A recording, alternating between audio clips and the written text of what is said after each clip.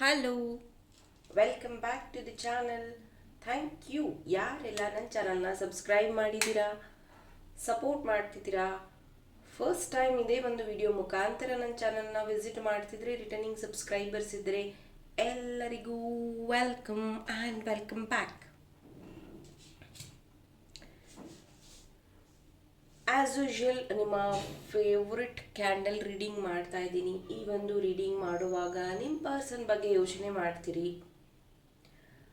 ಅವ್ರ ಹೆಸರನ್ನಾದರೂ 3 ಟೈಮ್ಸ್ ನಿಮ್ಮ ಮನಸ್ಸಲ್ಲಿ ಹೇಳ್ಕೊಳ್ತಾ ಈ ಒಂದು ರೀಡಿಂಗ್ನ ವಾಚ್ ಮಾಡಿ. ಆ್ಯಂಡ್ ಈ ಒಂದು ರೀಡಿಂಗ್ ನೋಡುವಾಗ ಕನ್ಫ್ಯೂಷನ್ಸ್ ಇಟ್ಕೋಬೇಡಿ, ಅಥವಾ ನಿಮ್ಮ ಪಾಸ್ಟಲ್ಲಾಗಿರುವಂತಹ ಜಗಳ ಮನಸ್ತಾಪಗಳನ್ನು ಇಟ್ಕೊಂಡು ನೋಡಬೇಡಿ. ಯಾಕಂದರೆ ಕನ್ಫ್ಯೂಷನ್ ಕ್ರಿಯೇಟ್ ಆಗುತ್ತೆ. ಹಾಗಾಗಿ ಫ್ರೀ ವಿಲ್ ಆಗಿ ಈ ಒಂದು ರೀಡಿಂಗ್ನ ನೋಡಿ. ಯಾವಾಗ ಫಸ್ಟ್ ಟೈಮ್ ನಿಮ್ಮ ಸ್ಕ್ರೀನ್ ಮೇಲೆ ನೋಡ್ತೀರಾ ಆವಾಗ ಇದು ರೆಸೊನೇಟ್ ಆಗುತ್ತೆ. Let us start.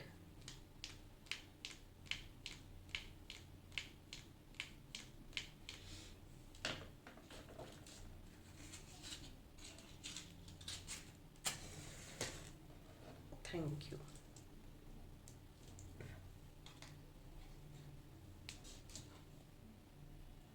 Thank you. ಇಲ್ಲಿ ನನಗೆ ತ್ರಿಕೋನ ಕಾಣಿಸ್ತು ಫಸ್ಟಿಗೆ. ಸೊ ಇಲ್ಲಿ maybe triangle love story ಇರಬಹುದು, ಅಥವಾ ಈ ಥರ್ಡ್ ಪಾರ್ಟಿ ಅಂತಾರಲ್ಲ ಆ ರೀತಿ. ಈ ಪ್ರೀತಿಯಲ್ಲಿ ನಿಮ್ಮ ಮತ್ತು ಅವರ ಮಧ್ಯೆ ಏನು ನಡೀತಾ ಇದೆ, ಆ್ಯಕ್ಚುಲ್ ಆಗಿ ಅವ್ರು ಏನು ಅನ್ಕೋತಾ ಇದ್ದಾರೆ ಪ್ರೀತಿಯಲ್ಲಿ ಅನ್ನೋದ್ರ ಬಗ್ಗೆ ಈ ಒಂದು ಟಾಪಿಕ್. ನೀವಿಲ್ಲಿ ನೋಡಬಹುದು, ನಿಮ್ಮ ಜೊತೆಗಿರಬೇಕು ಅನ್ನೋದು ಅವರಿಗೆ ತುಂಬ ಆಸೆ. I want to be with you ಅನ್ನೋವಂಥದ್ದನ್ನು ಮೇ ಬಿ ಅವರು ಬಾಯಿ ಬಿಟ್ಟು ಹೇಳಿಲ್ಲ, ಬಟ್ ಪ್ರತಿ ಕ್ಷಣನೂ ಅವರು ನಿಮ್ಮ ಬಗ್ಗೆ ಡೀಪರ್ ಆಗಿ ಯೋಚನೆ ಮಾಡ್ತಾ ಇದ್ದಾರೆ. ನೋಡ್ಬೋದು ನೀವೆಲ್ಲಾನು ಜಾಯಿಂಟ್ ಆಗಿ ಇರುವಂಥದ್ದು ಈ ಡಾಟ್ಸ್. ಮತ್ತು ಅವ್ರು ಹೇಳಿದ್ದಾರೆ, ನಿನ್ನಿಂದ ನಾನು ತುಂಬ ಲಕ್ಕಿ. ನೀನು ನನ್ನ ಜೀವನದಲ್ಲಿ ಬಂದ ಮೇಲೆ ನನ್ನ ಜೀವನದಲ್ಲಿ ಎಷ್ಟೊಂದು ಒಳ್ಳೆಯ ವಿಚಾರಗಳು ನಡೆದಿದೆ. ಯು ಆರ್ ಮೈ ಏಂಜಲ್ ಅನ್ನೋಂಥದ್ದನ್ನು ಹೇಳ್ತಿದ್ದಾರೆ. ಮತ್ತು ಈ ವ್ಯಕ್ತಿಗೆ ನಿಮ್ಮನ್ನು ನೆನಪಿಸ್ಕೊಂಡಾಗ ಸ್ಮೈಲ್ ಬರ್ತಾ ಇತ್ತು. ಓಕೆ, ನೀವು ಯಾವಾಗ ಮೆಸೇಜ್ ಮಾಡ್ತೀರಾ, ಯಾವಾಗ ಟೆಕ್ಸ್ಟ್ ಮಾಡ್ತೀರಾ, ಅದನ್ನು ನೋಡಿದಾಗ ಈ ವ್ಯಕ್ತಿಗೆ ಸ್ಮೈಲ್ ಬರ್ತಿತ್ತು ಅವ್ರ ಮುಖದಲ್ಲಿ. ಬಟ್ ಈಗ ಯಾಕೋ ನಿಮ್ಮಿಂದ ಮೆಸೇಜ್ ಕಾಲ್ ಬಂದರೆ ಅವರಿಗೆ ಬೇಜಾರಾಗ್ತಿದೆ, ನೋವಾಗ್ತಿದೆ. ಅಥವಾ ನೀವು ಫೋನು ಮೆಸೇಜು ಮಾಡ್ತಾ ಇಲ್ವಾ? ಯಾಕಂದರೆ ಈ ವ್ಯಕ್ತಿ ನಿಮ್ಮ ನೆನಪಿನಲ್ಲಿ ತುಂಬ ನೊಂದ್ಕೋತಾ ಇದ್ದಾರೆ ಅಂತ ಹೇಳಬಹುದು. ಜೊತೆಗೆ ಈ ರಿಯಲೈಸೇಷನ್ ಅಂತ ಅಂತೀವಿ ಗೊತ್ತಾ, ಆ ರೀತಿ ಈ ವ್ಯಕ್ತಿಗೆ ನಿಮ್ಮ ಪ್ರೀತಿಯಲ್ಲಿ ಈಗ ನಾನು ಇದನ್ನು ಸರಿ ಮಾಡ್ಕೋಬಹುದಾ, ಈ ರೀತಿ ಮಾಡಿಕೊಂಡ್ರೆ ಸರಿ ಆಗತ್ತಾ, ಹೇಗೆ ಈ ಒಂದು ವ್ಯಕ್ತಿನ ನನ್ನ ಜೀವನದಲ್ಲಿ ನಾನು ಗಟ್ಟಿಯಾಗಿ ಕಾಪಾಡ್ಕೋಬೇಕು, ಈ ರೀತಿಯಾಗಿ ಈ ವ್ಯಕ್ತಿ ಪ್ಲ್ಯಾನಿಂಗ್ ಮಾಡ್ತಾ ಇದ್ದಾರೆ. ಇಲ್ಲಿ ನನಗೆ 2 ಬೋಟ್ ಕಾಣಿಸ್ತಾ ಇದೆ, ಇಲ್ಲೊಂದು. ಓಕೆ, ಇದು ಏನು ಹೇಳುತ್ತೆ ಅಂದರೆ 2 ದೋಣಿ ಮೇಲೆ ಕಾಲಿಡೋದು ಅಂತಾರಲ್ಲ ಆ ರೀತಿ. ಅವರಿಗೆ ಅವರ ಲೈಫಲ್ಲೂ ಡಿಸಿಷನ್ ತಗೊಳಕ್ಕಾಗ್ತಿಲ್ಲ, ನಿಮ್ಮನ್ನು ಅವ್ರ ಜೀವನದಲ್ಲಿ ಡಿಸಿಷನ್ ತಗೊಳಕ್ಕಾಗ್ತಿಲ್ಲ. ಎರಡೂ ಬೇಕು ಅವರಿಗೆ. ಈ ಕಡೆ ಫ್ಯಾಮಿಲಿ ಕಡೆಯಿಂದನೂ ಒಳ್ಳೆ ವ್ಯಕ್ತಿ ಆಗಬೇಕು, ಈ ಕಡೆ ನಿಮ್ಮ ಪ್ರೀತಿಯಲ್ಲೂ he or she is hero heroine whatever. ಯಾಕಂದರೆ ನಿಮ್ಮ ಜೀವನ ಅವರಿಗೋಸ್ಕರನೇ ಅನ್ನೋಂಥದ್ದನ್ನು ನೀವು ಎಷ್ಟೊಂದು ಸತಿ ಅವ್ರಿಗೆ ಹೇಳಿದ್ದೀರಾ, ಅರ್ಥ ಮಾಡಿಸಿದ್ದೀರಾ, ಪ್ರೂವ್ ಮಾಡಿದ್ದೀರಾ. ನೀವು ಅವರಿಗೆ ಪ್ರೀತಿಯಲ್ಲಿ ಸಾಕಷ್ಟು ಪ್ರೂವ್ ಮಾಡಿ ತೋರಿಸಿದ್ದೀರ. ನಿಮ್ಮ ಪರಿಸ್ಥಿತಿ ಏನೇ ಇದ್ರೂ ಈ ವ್ಯಕ್ತಿಗೋಸ್ಕರ ನೀವು ಸಾಕಷ್ಟು ತ್ಯಾಗ ಮಾಡಿರೋವಂಥದ್ದು ಅವ್ರ ನೆನಪು ಬರ್ತಾ ಇದೆ.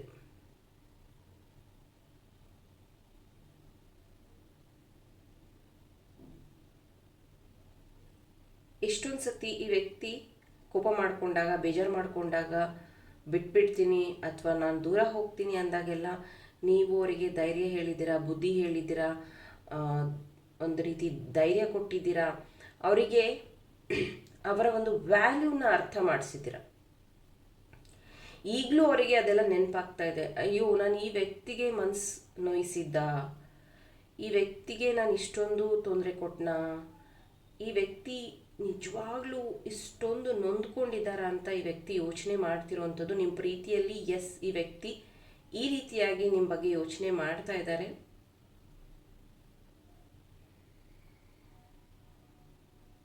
ಮತ್ತು ನೀವು ಅವ್ರ ಕನಸಲ್ಲೂ ಹೋಗಿರೋವಂಥದ್ದಿದೆ. ಮೇ ಬಿ ನೀವಿಬ್ಬರು ಚೆನ್ನಾಗಿ ಮಾತಾಡ್ತಾ ಇದ್ರೆ, ಇದು ನೋ ಕಾಂಟ್ಯಾಕ್ಟ್ ಅಥವಾ ನೋ ಕಮ್ಯುನಿಕೇಷನಲ್ಲಿ ಇದ್ದವರಿಗಲ್ಲ, ಯಾರು ಮಾತಾಡ್ತಾ ಇದ್ದೀರಾ ಮೇ ಬಿ ಅವ್ರಿನ್ನ ನೆಕ್ಸ್ಟ್ 4 days 4 weeksಲ್ಲಿ ನಿಮಗೆ ಇದನ್ನು ಶೇರ್ ಮಾಡ್ತಾರೆ. ನೀವು ಅವ್ರ ಕನಸಲ್ಲಿ ಹೋಗಿರೋವಂಥದ್ದು, ಕನಸಲ್ಲಿ ಅವರು ನಿಮಗೆ ಏನಾದರೂ ಒಂದು ಗಿಫ್ಟ್ ಕೊಟ್ಟಿರುವಂಥದ್ದು ಅಥವಾ ಅವ್ರು ಹೇಳಿರುವಂಥ ಪ್ರಾಮಿಸಸ್ನ ಪ್ರೂವ್ ಮಾಡ್ಕೊಂಡಿರುವಂಥದ್ದು, ಒಂದು ಅಚೀವ್ಮೆಂಟ್ ಅಂದರೆ ನಿಮ್ಮಿಬ್ಬರ ಒಂದು ಕನಸಿರ್ಬೋದು. ಮೇ ಬಿ ಬಿಸ್ನೆಸ್ ಸ್ಟಾರ್ಟ್ ಮಾಡೋದು ಅಥವಾ ಮದುವೆ ಆಗೋದು ಅಥವಾ ಹೊಸ ವೆಹಿಕಲ್ ಪರ್ಚೇಸ್ ಮಾಡೋದು, something big news.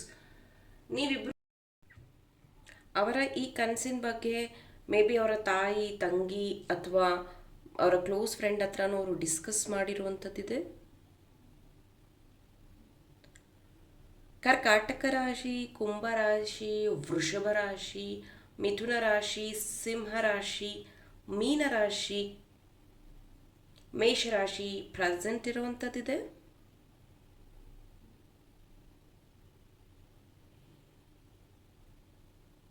Number 12, number 3, number 7, number 16, number 21, number 27, number 9, number 14, number 30. ಈ ನಂಬರ್ ನನಗಿಲ್ಲಿ ಚಾನಲ್ ಆಗ್ತಿದೆ. ಮೇ ಬಿ ಫೋನ್ ನಂಬರಲ್ಲಿ ಇರಬಹುದು, ಡೇಟ್ ಆಫ್ ಬರ್ತಲ್ಲಿ ಇರಬಹುದು. There is a common. ಈ ನಂಬರ್ ನಿಮ್ಮಿಬ್ಬರಲ್ಲಿ ಮೇ ಬಿ ನೀವಿಬ್ಬರು ಲಕ್ಕಿ ಅಂತ ಒಂದೇ ಥರ ನಂಬರ್ ಇಟ್ಕೊಂಡಿರಬಹುದು. ಮೇ ಬಿ 2222 ಫೋನ್ ನಂಬರ್ ಬರೋ ರೀತಿ ಎಕ್ಸಾಂಪಲ್ ಹೇಳಿದೆ. ಅಥವಾ ನಿಮ್ಮ ಫೋನ್ ನಂಬರ್, ಅವ್ರ ವೆಹಿಕಲ್ ನಂಬರ್, ಈ ರೀತಿ ಏನೋ ಒಂದು ಕಾಮನ್ ಇದೆ. ಆ ನಂಬರ್ ನೋಡಿದಾಗೆಲ್ಲ ಅವರು ನಿಮ್ಮ ಬಗ್ಗೆ ನೆನಪಿಸ್ಕೊಳ್ಳುವಂಥದ್ದು, ನಿಮ್ಮ ಬಗ್ಗೆ ಯೋಚನೆ ಮಾಡುವಂಥದ್ದು, ಪದೇ ಪದೇ ನೀವು ಅವ್ರ ಜೊತೆಗೆ ಇದ್ದೀರಾ ಅಂತ ನೆನಪಿಸ್ತಾ ಇರೋವಂಥದ್ದು. ಮೇ ಬಿ ಇದು ಎಷ್ಟು ಜನಕ್ಕೆ ಚಾನಲ್ ಆಗುತ್ತೋ I don't know. Maybe ನೀವಿಬ್ಬರು ಭೇಟಿ ಆದಾಗ, ಮೀಟ್ ಆದಾಗ ಈ ಚಪ್ಪಲ್ ಎಕ್ಸ್ಚೇಂಜ್ ಮಾಡ್ಕೊಳ್ಳೋದು, ಮೇ ಬಿ ಅವ್ರ ಚಪ್ಪಲ್ನ ನೀವು ವೇರ್ ಮಾಡಿ ನೋಡುವಂಥದ್ದು, ಈ ಥರದ್ದೇನೋ ಮೇ ಬಿ ಅಂದರೆ ಚಿಕ್ಕ ಕಾಲಿರ್ಬೋದು, ದೊಡ್ಡ ಕಾಲು, ಈ ಥರದ್ದೇನೋ ಒಂದು ಚರ್ಚೆ ಆಗಿರೋವಂಥದ್ದು. ಅಥವಾ ಕೈ ಈ ಥರ ಹಿಂಗೆ ಇಟ್ಕೊಂಡು ಅಳತೆ ನೋಡ್ತೀವಿ ಗೊತ್ತಾ, ಚಿಕ್ಕ ಕೈ ದೊಡ್ಡ ಕೈ ಅಂತ, ಸಮಥಿಂಗ್ ಆ ರೀತಿಯಾಗಿ ನಿಮ್ಮಿಬ್ಬರ ಮಧ್ಯ ಇಲ್ಲಿ ಚರ್ಚೆ ಆಗಿರುವಂಥದ್ದು. ಅದನ್ನು ಸಹ ಅವ್ರು ನೆನಪಿಸ್ಕೋತಾ ಇದ್ದಾರೆ. ಆ್ಯಂಡ್ ನಿಮಗೆ ತುಂಬ ಧೈರ್ಯ, ನೀವು ತುಂಬ ಬುದ್ಧಿವಂತ ಮತ್ತು ಎಲ್ಲ ಸಮಯದಲ್ಲೂ ಅವ್ರ ಜೊತೆಗಿರುವಂಥ ವ್ಯಕ್ತಿ ಅನ್ನೋದು ಅವ್ರಿಗೆ ರಿಯಲೈಸೇಷನ್ ಆಗಿದೆ. ತುಂಬ ದುಃಖನೂ ಇದೆ. ಈಗೋ ಜಾಸ್ತಿ ಈ ವ್ಯಕ್ತಿಗೆ. ಈಗೋ ಯಾವ ಮಟ್ಟಕ್ಕಿದೆ ಅಂದರೆ, ನಾನು ಮಾತಾಡಿಸ್ಬಾರ್ದು, ನೋಡೋಣ ಏನಾಗತ್ತೆ. ಎಷ್ಟು ದಿನ ಆ ವ್ಯಕ್ತಿ ಮಾತಾಡ್ದಂಗೆ ಇರ್ತಾರೆ, ಎಷ್ಟು ದಿನ ಆ ವ್ಯಕ್ತಿ ನನ್ನ ಅವಾಯ್ಡ್ ಮಾಡ್ತಾರೆ. ಆ ವ್ಯಕ್ತಿಗೆ ನನ್ನ ವ್ಯಾಲ್ಯೂ ಗೊತ್ತಾಗಬೇಕು.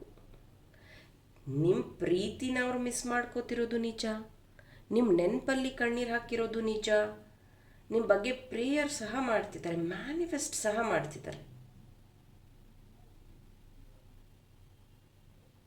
ಮೇ ಬಿ ಇತ್ತೀಚೆಗೆ ಅವ್ರಿಗೆ ಹುಷಾರಿರಲಿಲ್ಲ ಅನ್ಸುತ್ತೆ, ಏನೋ ಟ್ಯಾಬ್ಲೆಟ್ ಅಥವಾ ಇಂಜೆಕ್ಷನ್ ಹಾಕಿಸ್ಕೊಂಡಿರುವಂಥದ್ದಿದೆ, ಅದು ನಿಮಗೆ ಗೊತ್ತಾಗಿರಬಹುದು.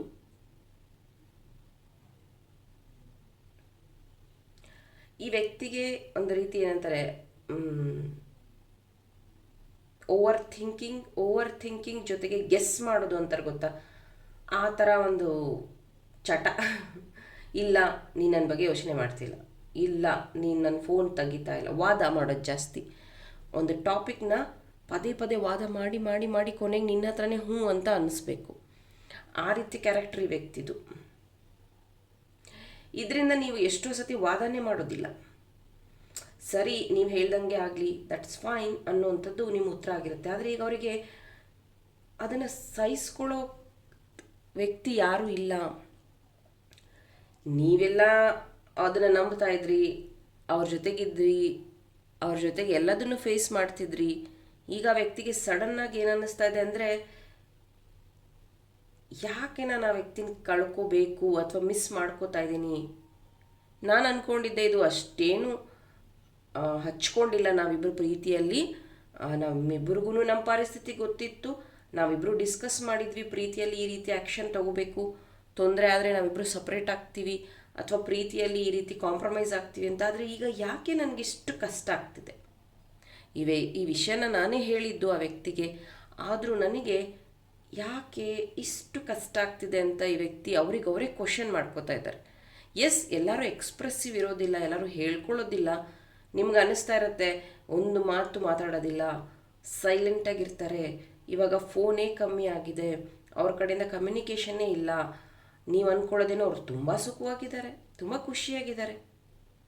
S, he or she is happy, ಅದಕ್ಕೆ ಅವ್ರಿಗೆ ನನ್ನ ನೆನಪು ಬಂದಿಲ್ಲ ಅಂತ.